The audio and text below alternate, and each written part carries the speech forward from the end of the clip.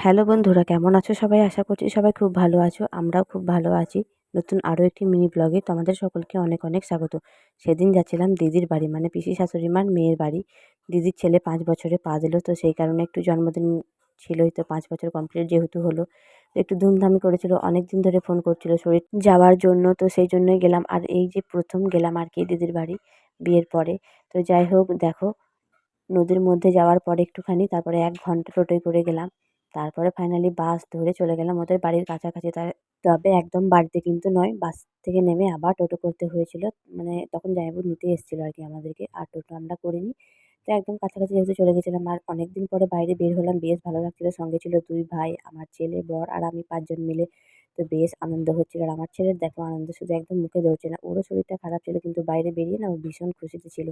যাই হোক যাচ্ছি দেখো। আর বাসে গেলে আমার গা তো পাক দেবেই, বমি, বমি ভাব হবেই। মানে কি বলবো আর? এত কষ্ট হয়, মাথা ব্যথা সমস্ত কিছু একদম যেন রোগ চেপে ধরে ওই বাসে উঠলেই। কিন্তু যাবার যেহেতু ইচ্ছে হচ্ছিল, কষ্ট করেই গেছিলাম। যাওয়া আসাতে কিন্তু খুব একটা মানে অসুবিধা এবারে হয়নি। জানি না তবে কেন? ঠাকুর তো ডেকেই গেছি যে, "ভগবান এবারের যাত্রায় আমাকে রক্ষা করো।" কারণ বমি-টমি হলে আমি একদম যেয়ে আর ওঠার মতো ক্ষমতা তো আমার থাকবে না। আর এমনিও শরীরটা ভীষণ যেহেতু খারাপ ছিল। ফাইনালি অনেক কষ্ট করে চলে এসেছি ওদের বাড়ি। ১ম এই জল মিষ্টি তো দিয়ে দিয়েছে। এত, এত খাবার। তারপরে আবার লুচি, বোঁদে, পায়েস, মিষ্টি এই সমস্ত কিছু। যাই হোক খাবারের আর শেষ হচ্ছে না। এতটা যত্ন আত্তি করেছে কি বলবো তোমাদের। ১ম বার গেছি। আর এখানে সমস্ত কিছু জন্মদিনের ব্যবস্থা চলছে, মানে কেক কাটিং হবে আর কি। এই ছিল জন্মদিনের কেক, দারুণ দেখতে ছিল। আর একটু সবাই আশীর্বাদ করে নিচ্ছিল। যারা দুপুরবেলা আসেনি তারা আর কি সন্ধ্যাবেলা একটু ঠাকুরের যে পুষ্প-টুষ্প ছিল সেগুলো মাথায় ছুঁইয়ে দিচ্ছিল আর কি। আর ফাইনালি দেখো এই যে আশীর্বাদের পর্ব চলছে এখানে। এটা হলো ছোট পিসি, মানে যার জন্মদিন, ভাগ্নার ছোট পিসি। আর ওর পিসির মেয়েরা সমস্ত সবাই রয়েছে। তখন আমি একটুখানি ক্যামেরাটা করছিলাম। আর যেহেতু গ্রামের দিকে তো অতটা হয়তো বিলাসিতা করে করা হয় না। তো যেমন আর কি সামর্থ্য নিজেদের সেরকমভাবেই করেছিল। কিন্তু বেশ মজা হয়েছিল আমাদের।